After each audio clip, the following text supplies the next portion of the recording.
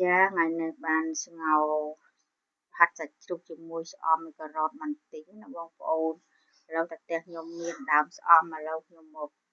កាត់ត្រួយស្អំយកទៅស្ងោរបងប្អូនដែរស្ងោរត្រួយស្អំចៀនពងទាអ្នកខ្លះលោកតែចៀនពងទាទៅស្ងោរអត់ដែរហូបណាបងប្អូនអាហ្នឹងដូចតែបន្លែធម្មតាក៏រៀងកពុលបន្តិចតែជាមិនបញ្ហាបន្លែធម្មជាតិយើងរៀនហូបណាបងប្អូនធ្វើអីដល់ឲ្យវាល្អចំពោះសុខភាពឥឡូវតែកាត់ស្អំហើយឥឡូវខ្ញុំដាំទឹកពុះឲ្យដាក់ស្ករប៊ីចេងទឹកត្រីទឹកស៊ីអ៊ីវទឹកប្រេងខ្យងដាក់ម្រេចអីហ្នឹងស្ងោរធម្មតាដូចតែបងប្អូនធ្វើដែរណាហើយតមកតែយើងនេះហើយយើងដាក់ប្រហាត់ចូលទៅឲ្យងល់វាផុយទៅឲ្យយូរឲ្យចេញជាតិចាំយើងដាក់បន្លែចូលឥឡូវថាសាច់យើងតែឆ្អិនហើយមើលតែល្មមហើយដាក់បន្លែចូលគ្របទុកសិន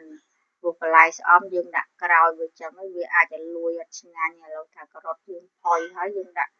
ស្អំចូលភ្លឹបរួចតែប៉ុណ្ណេះរួចជាការស្រេចចុងក្រោយរោយទឹកខ្ទឹមបងប្អូនថាមាន